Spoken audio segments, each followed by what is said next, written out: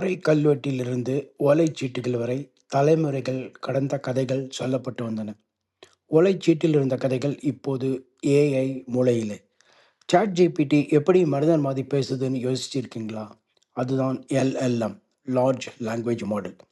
பழைய காலத்தில் கதையோட தாத்தா ஆசிரியர் சொல்லுவது, அவர்கள் வருட காலமாய் படித்தது, கேட்டது, ஞாபகம் வைத்தது. இப்பொழுது லார்ஜ் லாங்குவேஜ் மாடல் எல்எல்எம் அந்த டிஜிட்டல் தாத்தா மாதிரி.